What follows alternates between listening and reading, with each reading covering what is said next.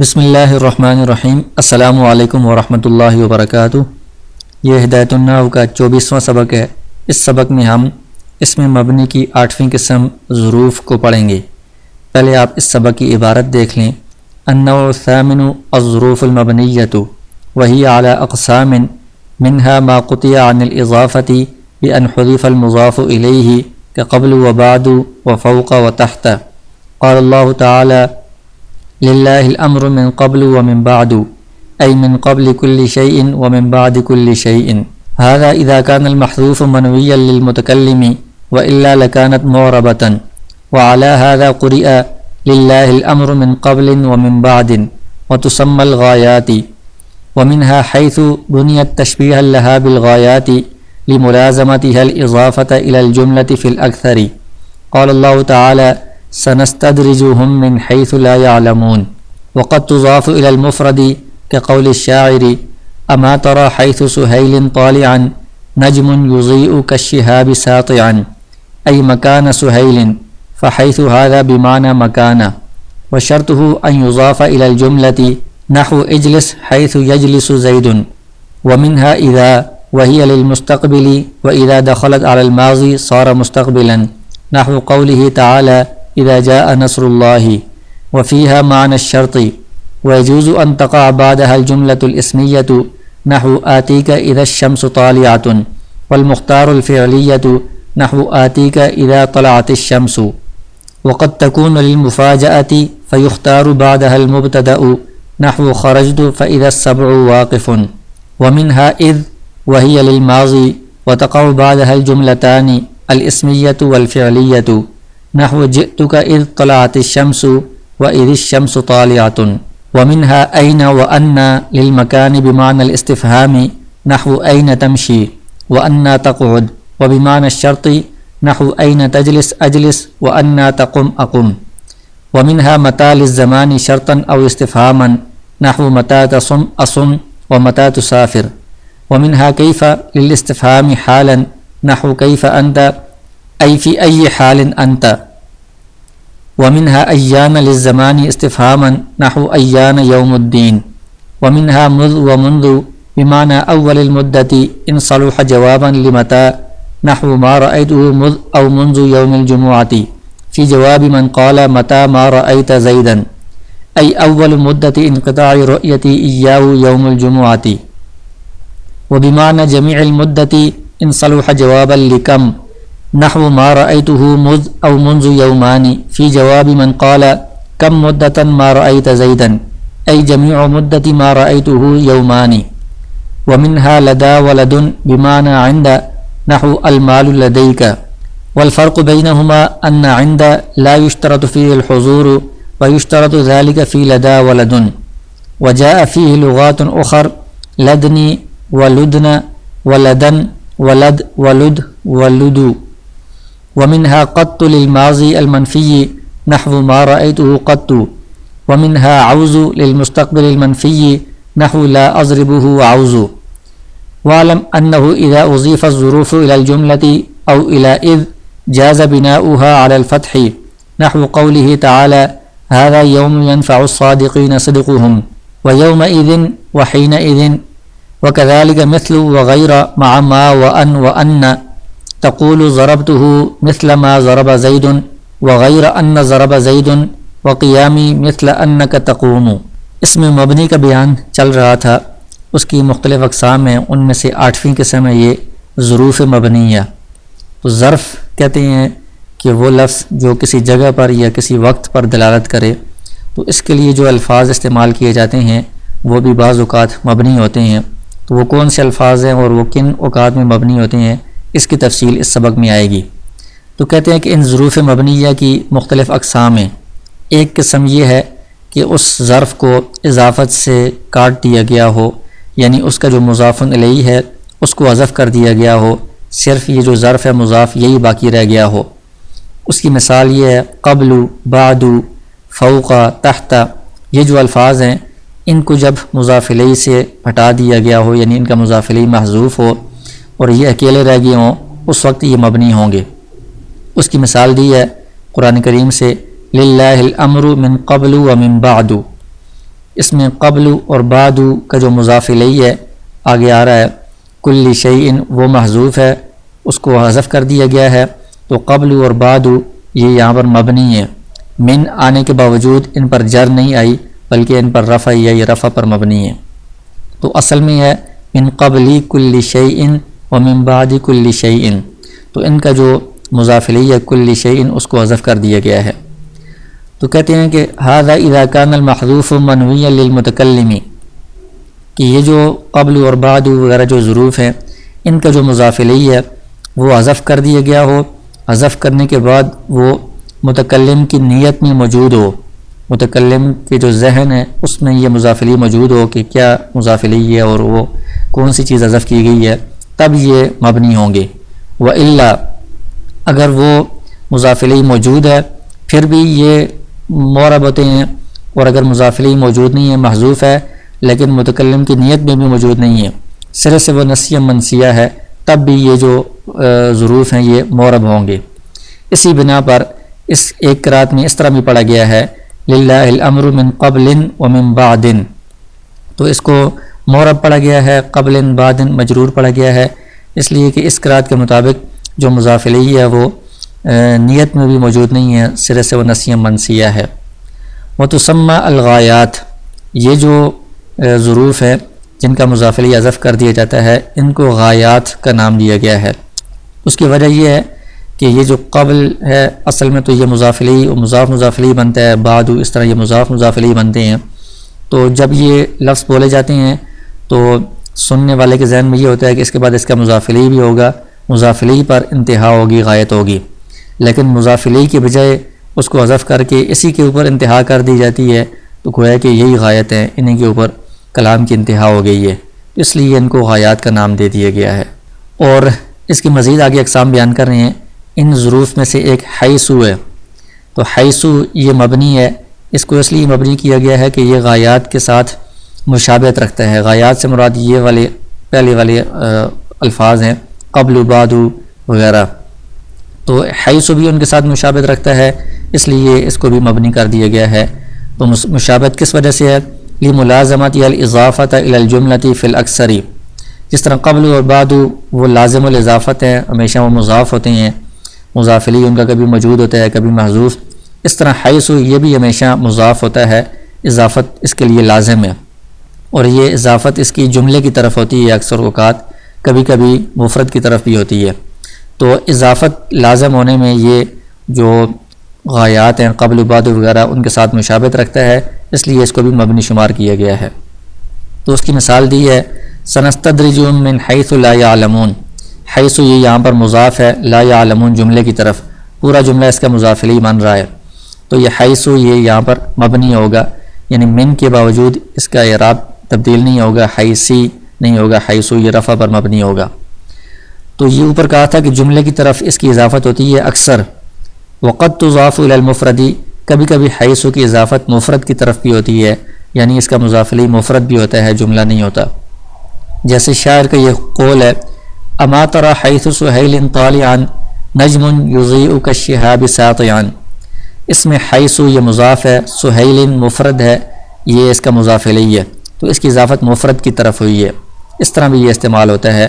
اس کا ترجمہ اس طرح ہے اما تری حیث سہیل طالعا، کیا تم نے نہیں دیکھی، سہیل یہ ایک ستارے کا نام ہے، اس ستارے کی جگہ، اس حال میں کہ وہ طلوع ہونے والا ہے، نجم ایسا ستارہ، یضیء جو چمکتا ہے، کالشہابی آگ کے شعلے کی طرح، ساطعا اس حال میں کہ وہ بلند ہو رہا ہوتا ہے۔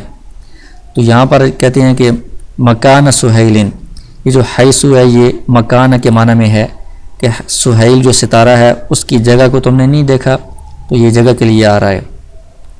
وشرطہ، تو کہتے ہیں کہ حیث کے مبنی ہونے کے لیے شرط یہ ہے ان یضاف الی الجملۃ، کہ یہ جملے کی طرف مضاف ہو، نحو اجلس حیث یجلس زید، یعنی تم بیٹھو اس جگہ پر جہاں پر زید بیٹھا ہوا ہے، تو حیث یہ مضاف ہے، یجلس زید پورا جملہ اس کا مضاف الیہ ہے، تو یہ حیث مبنی ہوگا۔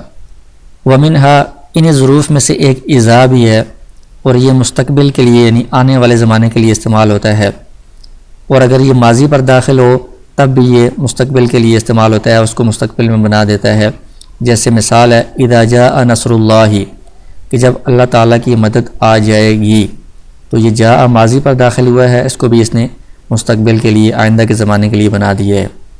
وفیہ معنی الشرط، تو اس میں ظرف کا معنی بھی ہوتا ہے اور ساتھ ساتھ کبھی اس میں شرط والا معنی بھی ہوتا ہے کہ اگر یہ کام ہوا تو اس کے اوپر یہ بھی ہوگا، جب یہ کام ہوا تو پھر اس کے بعد یہ کام ہوگا۔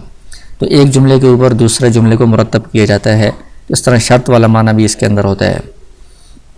وَيَجُوزُ أَن تَقَعَ بَعْدَهَا الْجُمْلَةُ الْإِسْمِيَّةُ، تو یہ جو اذا ہے اس کے بعد جملہ اسمیہ بھی واقع ہونا جائز ہے، جملہ اسمیہ بھی آ سکتا ہے۔ جیسے آتیک اذا الشمس طالعۃ، میں تمہارے پاس آؤں گا اس وقت جب سورج طلوع ہونے والا ہوگا۔ تو اذا کے بعد جملہ اسمیہ آیا ہے، مبتدا اور خبر۔ لیکن والمختار الفعلیۃ، زیادہ پسندیدہ، زیادہ بہتر یہ ہے کہ اذا کے بعد جملہ فعلیہ آنا چاہیے۔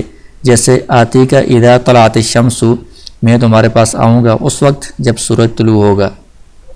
تو اذا کے بعد یہ طلعت الشمس فعل فاعل جملہ فعلیہ استعمال ہوا ہے۔ وقد تکون للمفاجأۃ، کبھی کبھی یہ اذا ظرف کے بجائے یہ مفاجآت کے لیے بھی آتا ہے۔ مفاجآت کا مطلب ہوتا ہے اچانک کسی چیز کو دیکھنا ہے، اچانک کسی چیز کا حاصل ہونا، اچانک کسی چیز کا ملنا۔ تو اس وقت اس کے بعد پسندیدہ یہ ہے کہ مبتدا ہونا چاہیے، جملہ اسمیہ ہونا چاہیے۔ جیسے خرجت، میں نکلا، فإذا السبع واقف، بس اچانک دیکھا کہ درندہ کھڑا تھا۔ تو یہ اچانک کے معنی میں ہے، مفاجآت کے معنی میں، اس کے بعد مبتدا اور خبر یعنی جملہ اسمیہ ہونا چاہیے۔ ومنہا، انہی ظروف میں سے ایک از بھی ہے، وہی للماضی، یہ ماضی کے لیے استعمال ہوتا ہے۔ وتقع بعدها الجملتان، اس کے بعد دو طرح کے جملے آ سکتے ہیں، جملہ اسمیہ بھی آ سکتا ہے، جملہ فعلیہ بھی آ سکتا ہے۔ جیسے جئتک اذ طلعت الشمس، میں تمہارے پاس آیا اس وقت جب سورج طلوع ہوا۔ تو یہ جملہ فعلیہ کی مثال ہے، اس کے بعد جملہ فعلیہ ہے۔ جئتک اذ الشمس طالعۃ، اور میں تمہارے پاس آیا اس وقت جب سورج طلوع ہونے والا تھا۔ تو اس میں یہ جملہ اسمیہ پر داخل ہوا ہے، اس کے بعد جملہ اسمیہ آیا ہے۔ اور انہی ظروف میں سے اینا اور انا بھی ہیں، یہ مکان کے لیے، جگہ کے لیے آتے ہیں اور استفہام کے معنی کے لیے استعمال ہوتے ہیں، یعنی کسی جگہ کے بارے میں سوال کرنے کے لیے استعمال ہوتے ہیں۔ این تمشی، تم کہاں جا رہے ہو؟ انا تقعد، کہاں تم بیٹھے ہو؟ تو یہ استفہام بھی ہے اس میں اور جگہ کے بارے میں۔ وبمعنی الشرطی، اور کبھی جگہ کے بارے میں آتے ہیں لیکن سوال کے لیے نہیں بلکہ شرط کے لیے آتے ہیں۔ جیسے این تجلس اجلس، جس جگہ پر تم بیٹھو گے میں بھی بیٹھوں گا۔ انا تقم اقم، جہاں پر تم کھڑے ہوگے میں بھی کھڑا ہوں گا۔ تو اس میں جگہ بھی ہے لیکن سوال نہیں ہے بلکہ شرط والا معنی اس میں پایا جا رہا ہے۔ تو یہ بھی ظروف ہیں، یہ مبنی ہوتے ہیں۔ ومنہا متا، اور انہی ظروف میں سے متا بھی ہے، یہ بھی مبنی ہے۔ للزمانی، یہ زمانے کے لیے آتا ہے، وقت کے لیے آتا ہے، کبھی شرط کے لیے کہ اگر ایسا ہوا جب یہ کام ہوگا تو پھر یہ ہوگا، اور کبھی استفہام سوال کے لیے آتا ہے۔ شرط کی مثال ہے متا تصم اصم، جب تم روزہ رکھو گے تو میں بھی روزہ رکھوں گا، یہ شرط اور جزا ہیں۔ اور سوال استفہام کی مثال ہے متا تسافر، تم کب سفر پر جا رہے ہو؟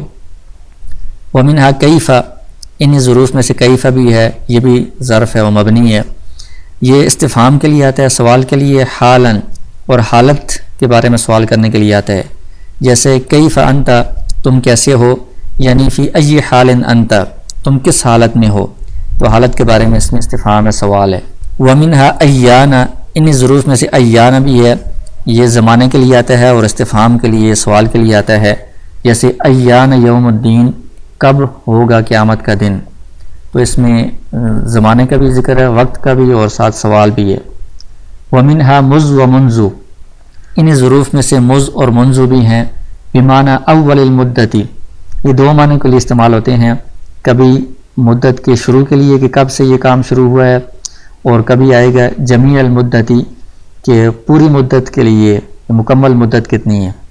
تو اول مدت کے لیے کب استعمال ہوں گی کہ مدت کے ابتدا کب سے ہے، شروع کب سے ہے، اس کے لیے قرینہ بیان کیا ہے۔ ان صلح جوابا لمتا، کہ اگر یہ متا کا جواب بننے کی صلاحیت رکھتے ہیں تو اس وقت اس سے مراد اول المدت ہوگی، یعنی مدت شروع کب سے ہو رہی ہے۔ جیسے ما رأیتہ مذ او منذ یوم الجمعۃ، میں نے اس کو نہیں دیکھا جمعے کے دن سے۔ تو اب یہ جو جملہ ہے یہ اس شخص کے جواب میں آ سکتا ہے جس نے کہا ہو متا ما رأیت زیدن، تم نے کب سے زید کو نہیں دیکھا. تو متا کے جواب میں یہ آ رہا ہے، تو اب اس سے مراد کیا ہے کہ میں نے جمعے کے دن سے نہیں دیکھا.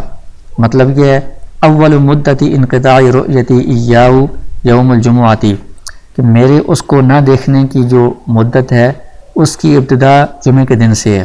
جمعے کے دن سے میرا نہ دیکھنا شروع ہوا ہے، جمعے کے دن سے میں نے اس کو نہیں دیکھا. تو یہ اول المدت کے لیے استعمال ہو رہا ہے جب متا کے جواب میں ہو. وبمعنی جمیع المدتی، اور دوسرا یہ پوری مدت کو بیان کرنے کے لیے استعمال ہوتے ہیں. اس کے لیے قرینہ یہ ہے ان صلح جواب لکم، اگر یہ کم کے جواب میں آ رہے ہوں تو اس وقت پوری مدت بیان کرنا مقصود ہوتا ہے. جیسے ما رأیتہ مذ او منذ یومانی، کہ میں نے اس کو 2 دن سے نہیں دیکھا. تو یہ اس کے جواب میں بولا جائے گا جس نے کہا ہو کم مدتاً ما رأیت زیدن، کتنی مدت سے تم نے زید کو نہیں دیکھا. تو کم کے جواب میں یہ آ رہا ہے تو اس میں پوری مدت بیان کرنا مقصود ہے کہ 2 دن ہو گئے ہیں پوری مدت کہ میں نے زید کو نہیں دیکھا. ای جمیع مدتی ما رأیتہ یومانی، میرے اس کو نہ دیکھنے کی جو پوری مدت ہے وہ 2 دن ہے. ومنہا لدا و لدن، ان ظروف میں سے لدا اور لدن بھی ہیں، یہ بھی مبنی ہیں. یہ عندہ کے معنی میں آتے ہیں، یعنی میرے پاس یہ چیز ہے. جیسے المال لدئی کا مال تمہارے پاس ہے. والفرق بینہما، عندہ اور ان کے درمیان فرق یہ ہے کہ عندہ میں اس چیز کا سامنے حاضر ہونا ضروری نہیں ہے.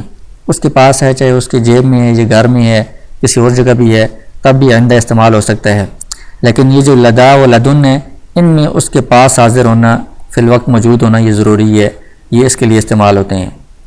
اور اس میں اور بھی لغات ہیں، مختلف طرح سے اس کو پڑھا جاتا ہے.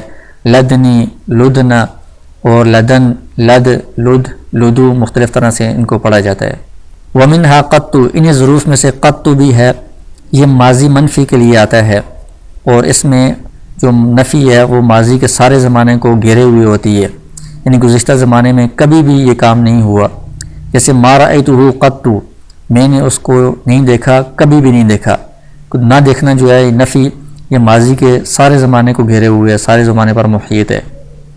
ومنہا اعوذ، انہیں ظروف میں سے اعوذ بھی ہے، للمستقبل المنفی، یہ مستقبل میں نفی کے لیے آتا ہے، اور اس میں بھی جو نفی ہے وہ آئندہ کے سارے زمانے کو گھیرے ہوئے ہوتی ہے. جیسے لا اضربہ اعوذ، میں اس کو کبھی بھی نہیں ماروں گا. تو نہ مارنے کی جو نفی ہے یہ آئندہ زمانے میں سارے زمانے کو گھیرے ہوئے ہے. وَعْلَمْ أَنَّهُ إِذَا أُضِيفَ الظُّرُوفُ إِلَى الْجُمْلَةِ أَوْ إِلَى إِذْ، آگے کہتے ہیں کہ جب ظروف کو جملے کی طرف مضاف کیا جائے یا از کی طرف مضاف کیا جائے تو اس وقت جاز بناؤ علی الفتح، ان کو فتح پر مبنی کرنا بھی جائز ہے، یعنی ان کو معرب پڑھنا بھی جائز ہے اور مبنی پر فتح پڑھنا بھی جائز ہے. جیسے اللہ تعالیٰ کا یہ قول ہے ھذا یوم ینفع الصادقین صدقہم، تو اس میں یوم ینفع الصادقین، اس میں اس طرح بھی پڑھا جا سکتا ہے یوم ینفع، کہ یہ یوم جو ظرف ہے یہ جملے کی طرف مضاف ہے تو مبنی پر فتح بھی اس کو پڑھا جا سکتا ہے. اسی طرح از کی طرف مضاف ہو یوم اذن، حین اذن، ان کو یوم حین مبنی پر فتح بھی پڑھا جا سکتا ہے. اسی طرح ایک اور چیز بھی بیان کر دی ہے کہ مثل اور غیر، یہ جو 2 لفظ ہیں ان کو جب ما کے ساتھ استعمال کیا جائے یا ان کے ساتھ استعمال کیا جائے یا ان کے ساتھ استعمال کیا جائے تو ان کو بھی مبنی پر فتح پڑھنا جائز ہے. جیسے ضربتہ مثل ما ضرب زید، تو مثل کو ما کے ساتھ استعمال کیا تو مثل ما مبنی پر فتح اس کو پڑھنا جائز ہوگا. غیر ان ضرب زید، یہاں پر یہ ان ہے، یہ شاید غلطی سے اس میں آئی ہے، تو غیر کو ان کے ساتھ استعمال کیا جا رہا ہے تو لہٰذا اس کو غیر مبنی پر فتح پڑھنا جائز ہے. قیامی مثل ان کا تقوم، یہاں پر مثل کو ان کے ساتھ ملا کر پڑھا جا رہا ہے تو مثل کو مبنی پر فتح پڑھنا جائز ہے.